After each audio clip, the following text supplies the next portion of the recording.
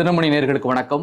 தமிழ்நாடு சட்டப்பேரவை தேர்தல் 2026 இது தொடர்பாக வந்து கொண்டிருக்கக்கூடிய கருத்து கணிப்புகள் சொல்வது என்ன, கருத்து கணிப்புகளை நம்பலாமா கூடாதா என்பது பற்றிய பதிவு இது.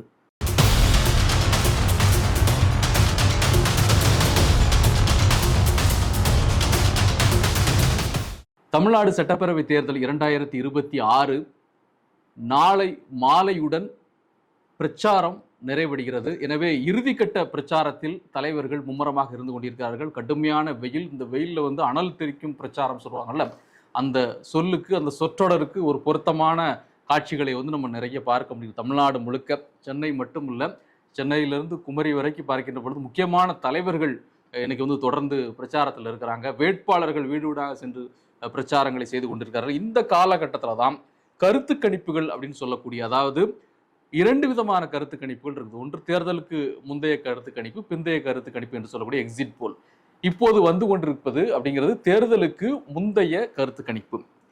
இந்த கருத்து கணிப்புகளை வந்து நம்புவதா வேண்டாமா அப்படிங்கிற ஒரு பார்வை இருக்கிறது. ஆனால் அதை தாண்டி கருத்து கணிப்பு என்ன சொல்லுது அப்படிங்கிறத பார்க்கக்கூடிய ஆர்வம் எல்லாருக்குமே இருக்கும். இது படித்தவர்கள்ட்ட மட்டும் இருக்குமா, அல்லது ஓரளவுக்கு படித்தவர்கள்ட்ட இருக்குமா, அல்லது ஒரு படிப்பறிவு குறைவாக உள்ளவர்கள், அதாவது என்ன சொல்றது, எழுத படிக்க மட்டுமே தெரிந்தவர்களுக்கு மட்டுமே இருக்கக்கூடிய ஒரு பார்வையானா எல்லாமே இதுல சேரும். எல்லோருக்குமே வந்து யாரு ஜெயிப்பா, யார் ஆட்சிக்கு வருவா, நம்ம தொகுதியில யாருங்க வருவா, இந்த எதிர்பார்ப்புங்கிறது வந்து இது யார் அனலைஸ் பண்ணி சொல்றாங்கிறத கேட்கணும், பார்க்கணுங்கிற ஆர்வம் எல்லா காலகட்டத்திலையும் இருக்குது.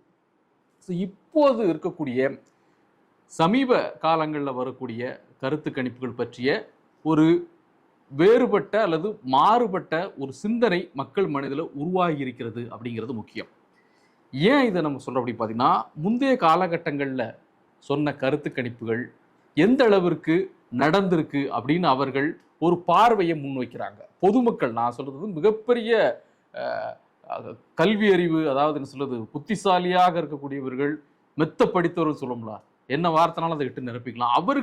அவர்களை விட மிக சாதாரணமான மனிதர்கள் வந்து அதை ரொம்ப தெளிவாக பார்க்குறாங்க. என்னங்க போன தடவை இப்படி சொன்னாங்க, என்ன முன்னாடி ஜெயிச்சிருவோம்னு சொன்னாங்க, ஜெயிச்சாங்களா, தோத்துருவாங்க, ஒன்றுமே முடியாதுன்னு சொன்னாங்க, பாருங்க வந்துட்டாங்க. இந்த மாதிரியான ஒரு யதார்த்தமாக அவர்கள் பேசிக்கொண்டு அவங்க வேலையை பார்த்துட்டு போய்கிட்டே இருக்கிறாங்க. எனவே கருத்து கணிப்பு குறித்த மக்களுடைய அந்த பார்வையில் ஒரு மாறுபாடு ஏற்பட்டிருக்கு. இது நம்ம எப்படி விரிவாக பார்க்கலாம் அப்படின்னு பார்த்தீங்கன்னா, யார் நடத்துகிறா இந்த கருத்து கணிப்பை?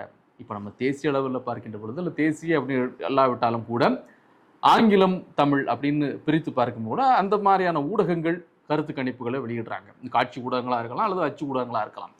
இவை தவிர்த்து வந்து கருத்து கணிப்புகளுக்கு என்றே இருக்கக்கூடிய அந்த ஊடகங்கள், அதாவது ஸ்ட்ராட்டஜி போன்ற பல்வேறு விஷயங்களை செய்து கொண்டு அரசியல் சார்ந்து இயங்கக்கூடிய அந்த நிறுவனங்கள் ஒரு டையப்போட 2-3 பேரோட சேர்ந்து, 2-3 நிறுவனங்கள் ஒன்றாக இணைந்து, ஏன்னா வந்து ஒட்டுமொத்தமாக ஒரு கருத்து கணிப்பு எடுக்கின்ற பொழுது ஒரு சப்போர்ட் ஒருத்தரால முடியாதனால இணைந்து கருத்து கணிப்புகளை செய்யக்கூடியவர்களும் இருக்கிறாங்க.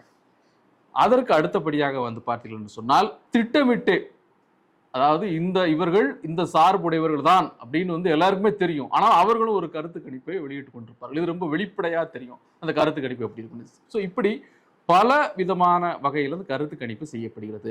அப்போ மக்களுக்கு வந்து தெளிவாக தெரியுது. எந்த தெளிவாக, நம்ம கடைசி சொன்னோம் பார்த்தீங்களா, சார்பு. இப்போ ஒரு தொலைக்காட்சியோ அல்லது ஒரு ஊடகம், அதாவது நான் ஊடகம் சொல்வது வந்து டிஜிட்டல் மீடியாவாக இருக்கலாம், அல்லது பாரம்பரியமிக்க அச்சு ஊடகமாக இருக்கலாம். அதில் இவர்கள் யார் என்று தெரிந்தே ஒரு சார்புடைய ஊடகம் என்று அடையாளம் தெரியப்பட்ட ஒருவர்கள் வெளியிடக்கூடிய அந்த கருத்து கணிப்பை வந்து மக்கள் நிச்சயமாக கடந்து சொல்வார்கள். ஏன்னா அவங்களுக்கு தெரியும் இப்போ இவங்க யாரு, இவர்கள் நடத்தக்கூடிய ஒரு ஊடகம், அப்போ இவங்களுடைய கருத்து கணிப்பு எப்படி இருக்கும், இதை நம்ம பார்க்கவே வேண்டாங்க, அது நமக்கு தெரிஞ்ச விஷயம்தான், சரி ஏதோ சொல்றாங்க என்னன்னு கேட்டுமோ அப்படின்னு சொல்லி, ஸோ அதை வந்து அவர்கள் வந்து எளிதாக கடந்து சென்று விடுவார்கள். யாரு, நேரடியாக தெரிந்தது. இன்னொன்று நம்ம சொன்ன நிறுவனங்கள் நடத்தக்கூடிய சில கருத்து கணிப்பு சொல்லலாம். இந்த நிறுவனங்கள் நடத்தக்கூடிய வந்து எல்லாராலும் இவர்கள் யார் அப்படின்னு சொல்லி இவர்கள் நடத்தக்கூடிய நிறுவனம் பற்றி பெரிய பின்புலங்களை வந்து தெரியாம இருக்கும். அப்போ அந்த கருத்து கணிப்பு அவங்க என்ன சொல்றாங்க அப்படிங்கிற ஒரு பார்வை அவங்கள்ட்ட இருக்கும். சரி பார்ப்போம் என்னதான் சொல்றாங்க அப்படிங்கிறது, அது தெரிந்து கொள்ள வேண்டும் என்ற ஒரு ஆர்வம் இருக்கும். நான் சொல்றது வந்து முழுக்க நம்பி விடுவார்கள் சொல்வதற்கு இல்லை. ஆனா தெரிந்து கொள்வோம் நிச்சயமாக என்னென்ன ஃபேக்டர்ஸ் அவங்க சொல்றாங்க. இப்போ ஒரு தோல்வி அடைவார் ஒருவர் இந்த தொகுதியில் அப்படின்னு சொன்னா அதற்கு என்ன காரணம் அங்க சொல்லப்பட்டிருக்குல்ல, வெறுமனே தோல்வியடா சொல்லிட்டு போறது இல்லை. அதுக்கு ஒரு பாயிண்ட்ஸ் இருக்கும்ல, எதனால இவர் வந்து ஒரு தொகுதியில வந்து பின்வாங்கக்கூடிய ஒரு நிலை ஏற்படும் அப்படின்னு சொன்னா அதை தெரிந்து கொள்வதற்காக அதை வந்து பார்ப்பாங்க. அப்போ அந்த நிறுவனங்கள் மேல பின்புலம் தெரியாவிட்டாலும் ஆனால் வந்து ஏதோ சேர்ந்து செய்யறாங்க அப்படிங்கிற ஒரு விஷயம். அதற்கு அடுத்தபடியாக பார்த்தீங்கன்னு சொன்னால் கட்சிகள், பெரிய கட்சிகள் அல்லது பலம் மிகுந்தவர்கள் அல்லது வலிமை மிகுந்தவர்கள் வந்து அவர்களுடைய ஒரு பின்புலத்தோடு சில கருத்து கணிப்புகள் நடத்தப்படும். அது ரொம்ப நம்ம ஆராய்ந்து பார்க்கும் போதுதான் சரி இதில் சொல்லுவாங்களே, இது இவங்க ஃபண்டில் நடந்திருக்குது, இது இவங்க சொன்ன விஷயம் அப்படின்னு சொல்லுவாங்கல்ல. அவர்கள் என்ன செய்வாங்க அப்படின்னு பார்த்தீங்கன்னா, ஒரு வெற்றி பெறுவார்கள், இவர் தான் வெற்றி பெறுவார்கள் அப்படிங்கிற ஒரு தோற்றத்தை ஏற்படுத்துவதற்கான ஒரு முயற்சியை செய்து அந்த ஒரு கருத்து கணிப்பை செய்வார்கள். எனவே தமிழ்நாடு இப்போ தேர்தலை பொறுத்தளவில் நம்ம 2026 தேர்தலை பொறுத்தளவுலையும் நம்ம குறிப்பிட்டு யாரையும் சொல்ல போறதில்லை. ஆனால் நிறைய கருத்து கணிப்புகள் வந்திருக்குது. தனித்தனியாக நம்ம வந்து அதை ஆராய்ச்சி பண்ண போதில்லை. ஆனால் நாம் சொன்ன இந்த வகைப்பாடுகளுக்குள்ளதான் இந்த கருத்து கணிப்புகள் எல்லாமே அடங்கி இருக்கு அப்படிங்கிறத வந்து நம்ம வந்து மறுக்க முடியாது. ஏன்னா இவர்கள் பெரும்பான்மையோடு வெற்றி பெறுவார்கள் அப்படின்னு சொல்லக்கூடிய ஒரு கருத்து கணிப்பு, 2ஆம் நிலையில இவங்க வருவாங்கன்னு சொல்லக்கூடிய ஒரு கருத்து, 3ஆம் இடம் இவருக்கு உறுதி செய்யப்பட்டிருக்கிறது என்று சொல்லக்கூடிய ஒரு கருத்து கணிப்பு. ஸோ வந்து இந்த கருத்து கணிப்புகள் வந்து மக்களுடைய மனதில் வந்து ஒரு பதிவை ஏற்படுத்துவதற்கு, இப்போ இவர்கள் தான் வெற்றி பெறுவார்கள் சொல்லும்போது இயல்பாக வந்து ஸோ இவங்க வெற்றி பெறக்கூடிய ஒரு அணிக்கு நம்ம வாக்களிக்கணும் அப்படிங்கிற ஒரு எண்ணத்தை உருவாக்கக்கூடிய ஒரு முயற்சி தான் யாரு பணபலம் அல்லது வலிமை படைத்தவர்கள் செய்யக்கூடிய ஒரு முயற்சியாக இருக்கும். நாம் சொல்வது இன்னொரு விஷயம் இருக்குது, கருத்து கணிப்பு இல்லாம தனியா வந்து அனலைஸ் பண்ணுவாங்க கட்சிகள் வந்து தங்களுடைய பலம் பலவீனங்கள், அதை வெளியே சொல்ல மாட்டாங்க. எங்க என்ன பிரச்சனை இருக்குன்னு அனலைஸ் பண்ணி அதை சரி பண்ணுவதற்கான முயற்சியை பண்ணுவாங்க. ஒரு இடத்துல நம்ம வீக்கா இருக்காங்க அப்படின்னு சொன்னா அப்ப எந்த இடத்துல வீக்கா இருக்கு, என்ன பிரச்சனை இருக்கு, உழவு மாதிரி அதை வந்து பார்த்து அதை சரி பண்ணுவதற்கான முயற்சியை, வெற்றிக்கான முயற்சி பண்ணுவாங்க. அது தனிப்பட்ட முறையில் இந்த டேட்டா வந்து நீங்க வெளியே வராது, ரொம்ப சீக்கிரட்டா இருக்கும். எது வெளியே வருது அப்படின்னு சொன்னா ஆதரவு நிலைப்பாட்டில் வருகின்ற பொழுது வெல்வோம் அப்படிங்கிற சொல்லக்கூடிய ஒன்றை வந்து அவங்க என்ன பண்ணுவாங்க, பதிவு வைப்பதற்கான முயற்சியை பண்ணுவாங்க. ஆனால் இந்த முறை அந்த மாதிரியான நிறைய விஷயங்கள் வந்து இருக்குது. இது இவர்கள் இந்த நிறுவனம் செய்தது சரி, இவங்க செஞ்சது சரியில்லை அப்படிங்கிறதெல்லாம் இல்லை. ஏன்னா மக்களுக்கு ரொம்ப தெளிவாக தெரியும். தொடக்கத்தில் நான் சொன்னேன், யார் இதை பண்றா, இது யார் வெளியிடுகிறார்கள் என்பதை பொறுத்து அவர்கள் கணித்துக் கொள்வார்கள். அதனால அரசியல்வாதிகளை பொறுத்தளவுல தங்களுக்கு ஒரு சாதகமான ஒரு கருத்து கணிப்புகள் வருகின்ற பொழுது அவர்கள் பாருங்க நாங்கள் நிச்சயமாக வெல்வோம், கருத்து கணிப்பு அதுதான் சொல்கிறது என்ற ஒரு பார்வையை வந்து அவங்க முன்வைப்பாங்க. அதற்கு அடுத்தபடியாக தங்களுக்கான வாய்ப்பு இல்லை என்று சொல்லக்கூடிய கருத்து கணிப்புகள் அவர்கள் வந்து சில பேர் அவங்க வெற்றியடைய முடியாதவர்கள், வெற்றியடைய வாய்ப்பில்லை என்று சொல்லக்கூடிய கருத்து கணிப்பு வரும்போது அவங்க என்ன சொல்லுவாங்கன்னா, இந்த கருத்து கணிப்புகள் மீது நம்பிக்கை இல்லை, இது கருத்து கணிப்புகள் அல்ல, கருத்து திணிப்பு அப்படிங்கிற ஒரு வார்த்தைகளை வந்து அவர்கள் வந்து பயன்படுத்துவார்கள். இது வந்து ஒரு இயல்பான ஒன்று. அதை தாண்டி என்ன சொல்லுவாங்க, இந்த கருத்து கணிப்புகளை எல்லாம் பொய்யாக்கி நாங்கள் ஆட்சியை கைப்பற்றுவோம் என்று ஒரு வசனம் பேசக்கூடிய ஒரு நிலையெல்லாம் நம்ம பார்க்க முடியும். இதுதான் இயல்பான ஒன்று கட்சிகளை பொறுத்தளவில். அப்போ இப்போது தமிழ்நாடு பேரவை தேர்தலை பொறுத்தளவு முக்கியமாக சொல்லக்கூடிய ஒன்று என்னன்னா, அறுதிப்பெருமான் அதையெல்லாம் தாண்டி இன்னொன்று ஒரு விஷயத்தையும் அவர்கள் முன்வைத்திருக்கிறார்கள். ஒரு தொங்கு பேரவை அமையக்கூடும் அப்படிங்கிறதையும் அதுவும் ஒரு கருத்து கணிப்புல ஒன்றா வருது. ஸோ இப்போ இந்த தேர்தல் மிக முக்கியமான தேர்தல் ஏன் என்று சொல்லிக்கொண்டே இருக்கிறார்கள். மற்றவர்களும் சரி அல்லது ஊடகங்களும் சொல்லிக்கொண்டே இருக்கின்ற சொன்னார். வழக்கமான இல்லாத ஒரு புதிய ஒரு அணி உள்ள வருகின்ற ஒரு புதிய அணி அல்லது ஒரு புதிய கட்சி உள்ள வந்திருக்கு அப்படின்னால கணிப்பதில் மிகப்பெரிய ஒரு சிரமம் ஏற்பட்டுள்ளது அப்படிங்கிறதான் உண்மை.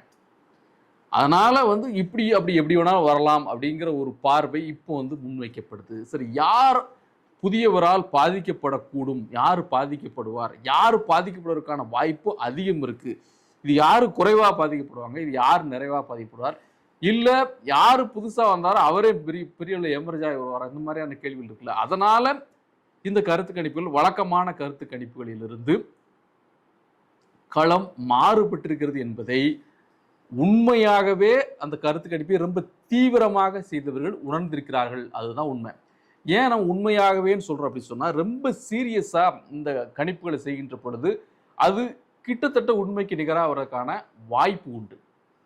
சாம்பிள்ஸ் இருக்கு. சாம்பிள்ஸுடைய நம்ம சொல்றோம்ல, சாம்பிள்ஸுடைய நம்பர்ஸ் எத்தனை எண்ணிக்கையில் எடுக்கிறோம், என்ன ஆர்டர்ல எடுக்கிறோம், என்னென்ன கேட்டகரியில வந்து அந்த கணிப்பு நம்ம செய்யறங்கிற பொறுத்து இது எல்லாம் கரெக்டாக வந்து, அதாவது ஜெண்டர் இருக்குது, ஆண் பெண் யார்கிட்ட எதாவது பேசுகிறோம், என்னென்ன இடங்கள்ல வந்து தேர்வு செய்து அதை வந்து நம்ம செய்கிறோம், எத்தனை மாதிரிகள் எத்தனை பேர்கிட்ட அதை நடத்துகிறோம், இதெல்லாம் நம்ம சயின்டிஃபிக்காக பண்ணும் பொழுது உண்மைக்கு மிக நெருக்கமான ஒரு ரிசல்ட்டை, ஒரு முடிவை வந்து அந்த கருத்து கணிப்பு கொண்டு வர முடியும். ஆனால் அது நோக்கம் சரியாக இருந்தால், நோக்கம் நம்ம வந்து ரொம்ப தெளிவாக இருந்தால் வரணும். ஆனால் அப்படி பண்ணுறாங்கிறத நான் முதல்ல சொன்னேன். அதில் நிறைய பிரச்சனை இருக்குது. எனவே இந்த தேர்தலை பொறுத்தளவில் மிகவும் ஒரு சவாலாகத்தான் இருக்கிறது.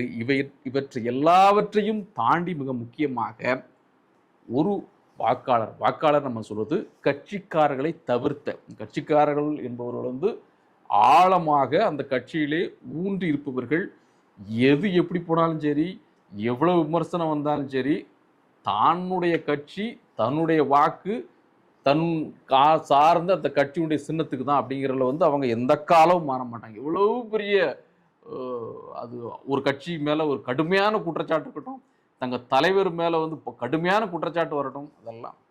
ஆனால் பொதுவான இருக்காங்களா வாக்காளர்கள், ஒவ்வொரு முறையும் சூழல் கருதி வாக்களிப்பவர்கள் அல்லது ஒரு மாற்றத்தை, இது ஒரு ஒரு ஒரு சூழலுக்கு தகுந்த போன்றது, அரசியல் களத்திற்கு ஏற்ப வாக்காளர்கள் வாக்களிக்கிறாங்கல்ல, அவர்கள் எல்லாமே வந்து எடுக்கக்கூடிய முடிவுகள் வந்து எப்போதுமே கொஞ்சம் வேற மாதிரி தான் இருக்கும். ஏன்னா அவர்கள் அதாவது நம்ம வந்து ஆட்சிக்கு எதிராக பண்ணுவாங்க, இல்லது யார் ஜெயிப்பாங்களோ அவங்களுக்கு போடுவாங்க அப்படி சொல்ல வரல. அவங்க முடிவு கொஞ்சம் மாறுபட்ட ஒன்றாக இருக்கும். ஸோ அவங்க என்ன முடிவெடுக்க போகிறாங்கங்கிறது ஒன்று. இரண்டாவது, சில வாக்காளர்கள் என்று சொல்வதை விட ஒரு சரிபாதி மக்களுடைய அந்த மனநிலை அப்படிங்கிறது வந்து இந்த சாம்பிள்ஸில் சொல்கிறேன். வெளிப்படையாக தாங்கள் வாக்களிக்கக்கூடிய கட்சியின் பேரை சொல்வதற்கு தயக்கம்னு சொல்ல முடியாது, அதை சொல்ல தவிர்க்கிறவர்களும் அந்த கேட்டகரியில் நிறைய இருக்கிறாங்க. அதாவது சொல்ல முடியும், வெளிப்படையாக நீங்கள் யாருக்கு வாக்களிப்போம் அப்படிங்கிறத வந்து நீங்கள் போயிட்டு நேரடியாக ஒரு மைக்கை நீட்டி கேட்டால் சொல்ல மாட்டாங்க. அது என்னுடைய வாக்கு, என்னுடைய சுதந்திரம், அது ரகசியம் அப்படிங்கிற போன்று அவர்கள் வந்து வச்சிருப்பார்கள். அவர் ரொம்ப வெளிப்படையாக சொல்ல மாட்டாங்க. இந்த வெளிப்படையாக சொல்லாதவர்களை நீங்கள் எதுக்குள்ளே கொண்டு வரும், ஒரு பாதி பேர் அந்த மாதிரி இருக்கிறாங்கன்னு வச்சுக்கிடுமா ஒருத்தருக்கு, இல்லை கால் பகுதி கூட வச்சுக்கோங்க. அப்படி இது எப்படி நீங்கள் வந்து அதை அந்த கணக்குக்குள்ளே எப்படி கொண்டு வருவீங்க? இது ரொம்ப முக்கியமானது. வெளிப்படையாக தன்னுடைய கருத்தை சொல்லாமல் வாக்களிக்கின்ற பொழுது தன்னுடைய சிந்தனையில் உதித்து வாக்கை செலுத்துகிறவருடைய வாக்கு அந்த சதவீதம் என்பது இந்த இடத்தில் மிக மிக முக்கியமானது. இவை எல்லாவற்றையும் தாண்டி கடைசி நேரத்தில் கூட அந்த களம் மாறக்கூடிய ஒரு வாய்ப்புகள்லாம் கூட கடந்த காலங்களில் நடந்திருக்கிறது. இவற்றையெல்லாம் சேர்த்துதான் அந்த கருத்து கணிப்பை நாம் அணுக வேண்டும். எனவே கருத்து கணிப்புகள் ஒரு பக்கம் இருக்கட்டும், மக்கள் தங்கள் மனதறிந்து வாக்குகளை செலுத்துவதற்கு மனதளவிலே இப்பொழுது தயாராகிவிட்டார்கள். நாம் முன்பு சொன்னது போல நாளை மாலையுடன் பிரச்சாரம் போகிறது. மே 4ஆம் தேதி வரை நாம் முடிவுகளுக்கு மக்களுடைய தீர்ப்புக்காக காத்திருப்போம். நன்றி, வணக்கம்.